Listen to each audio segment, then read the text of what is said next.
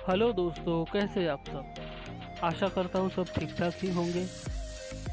दुनिया में युद्ध वो विनाश है जिससे कई इंसान, कई घर, कई देश बर्बाद होते जाते हैं। एक युद्ध में कोई कुछ पा लेता है तो कोई अपना सब कुछ खो देता है।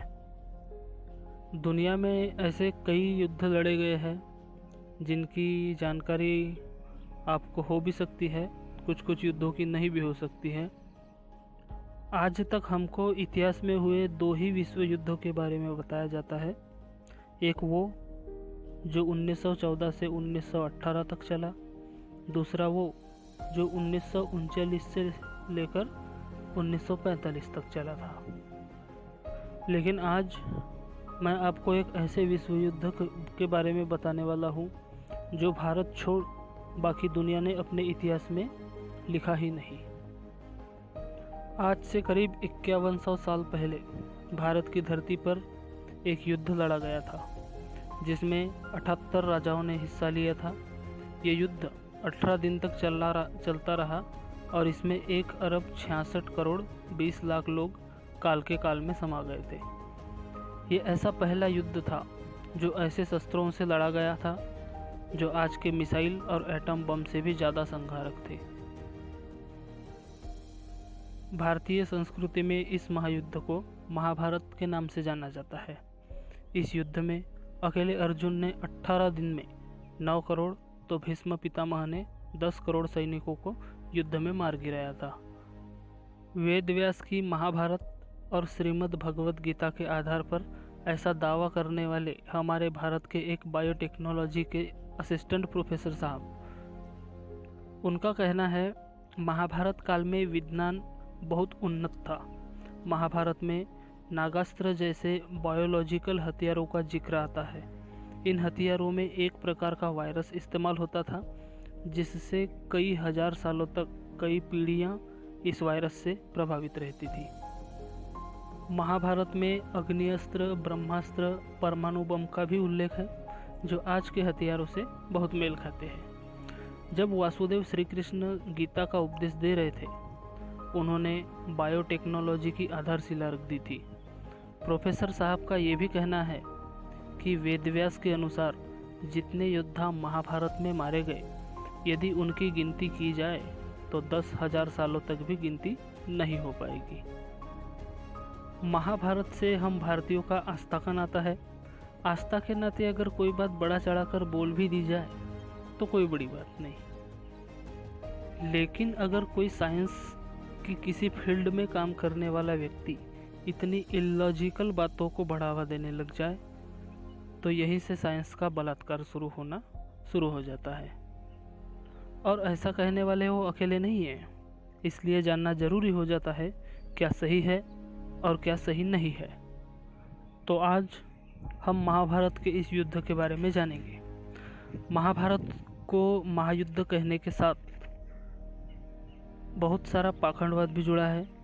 जैसा कि हमें बताया जाता है, महाभारत उस युद्ध की कहानी है जो पांडवों और कौरवों के बीच 18 दिन तक चला था, जिसमें 18 अक्षौहिणी सेनाएं शामिल हुई थी।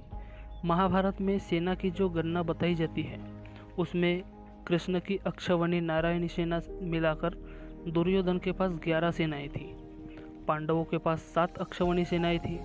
महाभारत में एक अक्षौहिणी सेना का परिमाण इस प्रकार बताया जाता है। एक अक्षौहिणी सेना में 21,870 हाथी, 21,870 रथ, 65,610 घुड़सवार और 1,09,350 पैदल सैनिक, यही विवरण महाभारत में दिया जाता है। अब यहाँ सोचने वाली बात यह है कि 18 अक्षौहिणी सेनाओं में कितने लाख हाथी रहे होंगे, कितने लाख रथ रहे होंगे, कितने लाख सैनिक रहे होंगे। अब पहला पाखंडवाद इस महायुद्ध में ये है कि 4 लाख रथ, 4 लाख हाथी, 12 लाख घोड़े और 50 लाख सैनिक कुरुक्षेत्र के मैदान में कैसे खड़े हुए होंगे, जबकि उस मैदान की क्षमता उतनी है ही नहीं। और महाभारत के अनुसार ये युद्ध सिर्फ कुरुक्षेत्र में ही हुआ था, इसके अलावा और कहीं नहीं। इसके साथ दूसरा दावा ये भी बिल्कुल फेक है कि अकेले अर्जुन ने 9 करोड़ और भीष्म ने 10 करोड़ सैनिक मार गिराए थे, यानी 19 करोड़ सैनिक तो इन 2 योद्धाओं ने ही मार दिए थे। तो बाकी 78 राजाओं और उनके योद्धा जिन्होंने युद्ध में हिस्सा लिया था, उन्होंने कितने सैनिक मारे होंगे? क्या उस समय पूरी दुनिया की आबादी भी इतनी रही होगी? और मैं पूरी दुनिया की आबादी की बात इसलिए कर रहा हूँ कि ये युद्ध धरती पर ही लड़ा गया था, जबकि आर्य समाज विद्वान मानते हैं कि महाभारत में लगभग 50 लाख सैनिक ही युद्ध में शामिल हुए थे। अब आपको ये तो समझ आ ही गया होगा कि महाभारत कोई इतिहास है या मनगढ़ंत कहानी। हमारे यहाँ तो साइंस का बलात्कार साइंटिस्ट ही करते हैं, जो 5000 साल पहले दुनिया की आबादी 250 करोड़ बताते हैं। इसमें आप ही गूगल कर लो, जितनी आबादी ये महाभारत के सैनिकों की बता रहे हैं, उतनी तो 5000 साल पहले पूरी दुनिया की भी नहीं रही होगी। वैसे तो मेरे जैसे लोग कितना भी लॉजिक लगा कर देख ले, पर अपने पागलपन को डिफाइन करने के लिए ये लोग कोई ना कोई ब्रह्मास्त्र जरूर छोड़ देते हैं। इनके लिए ये कह देना बहुत आसान होता है कि प्राचीन भारत में आज से आधुनिक युद्ध तकनीक और हथियार थे, लेकिन सच तो ये है कि ये सब बनाने की तकनीक आज भी हम विदेशियों से ही उधार लेते हैं। विष्णु पुराण के अनुसार महाभारत का युद्ध 1500 ईसा पूर्व हुआ था। मगध के इतिहास के अनुसार श्रीदत्त इसको 2250 ईसा पूर्व में होना मानते हैं। इसमें विज्ञान ने कहा 10,000 साल पहले तक तो इंसान को खेतीबाड़ी का भी ज्ञान नहीं था। फिर इस काल्पनिक घटना का समयकाल कम करने की सोच रहे थे तो खुदाई में हड़प्पा सभ्यता मिल गई। फिर जैसे तैसे करके अब 5000 साल पहले महाभारत को फिट किया जाता है, और अब महाभारत की धार्मिक परंपरा इसे 5000 से पहले घटा मानती है। इस महाभारत की पुस्तक को आप पढ़ेंगे तो आपको समझ आ जाएगा कि इस पुस्तक को लिखने वाले ने हद से ज़्यादा फेंक रखी है। महाभारत के सभी पात्रों का जन्म बिल्कुल अप्राकृतिक बताया गया है। महाभारत के एक पात्र द्रोणाचार्य, जिनके जन्म का वर्णन यह है कि घृताची राक्षसी को नग्न अवस्था में देखकर भारद्वाज ऋषि का वीर्यपात हो गया, जिसमें उन्होंने वीर्य एक द्रोण में रख दिया और उसी से द्रोणाचार्य का जन्म हुआ। ऋषि विभांडक एक बार नदी में नहा रहे थे कि उर्वशी को देखकर उनका भी वीर्यपात हो गया। नदी के उस वीर्य मिश्रित पानी को एक हिरण पी गई, फिर उसने एक बच्चे को जन्म दिया। यही श्रृंग ऋषि कहलाए। ऋषि मुनि जब तपस्वी होते हैं, ज्ञानी होते हैं, सभी इंद्रियों पर इनका पूरा कंट्रोल होता है। महाभारत उन सभी को गुप्त रोगी बता रही है, क्योंकि उन्हें अपने मन पर काबू ही नहीं था। किसी भी अप्सरा को देखते ही उनका वीर्यपात हो जाता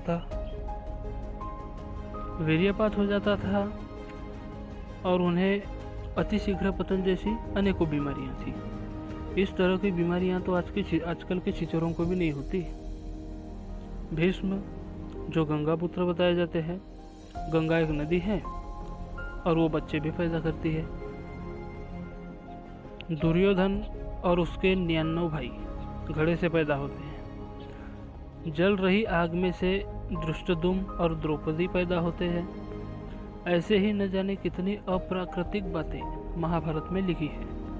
असल में जब धरती से 13 लाख गुना बड़ा सूर्य धरती पे आके किसी लड़की को प्रेग्नेंट कर सकता है और उससे कर्ण नाम का योद्धा जन्म ले सकता है, तो कितनी भी बकवास फेंको, लिमिट तो पार हो ही चुकी है। हमारे यहाँ कथावाचक इतिहासकार अगर उनकी आस्था धारा सिंह के साथ होती और वो 500 साल पहले पैदा होते, तो उनमें भी 200 हाथी पटक मारने का बल होता। इनके अनुसार साइंस की फील्ड में काम करने वाला आदमी और उससे भी बड़े राजनीतिक पदों पर विराजमान लोग क्या इतना भी दिमाग नहीं रखते होंगे कि थोड़ा सा कैलकुलेशन ही कर लेते हैं? असल में तो उन्हें बेवकूफ़ कहना ही हमारी मूर्खता है। बहुत होशियार लोग एक झूठ को इतनी ज़्यादा बार बोलते हैं कि वो झूठ से सच लगने लगता है। ये सामर्थ्य आप में होना चाहिए कि किसी बात को आप किस लिए मानते हैं। अगर आपको ये मेरा वीडियो पसंद आया हो तो लाइक, शेयर और सब्सक्राइब करें। Thank you.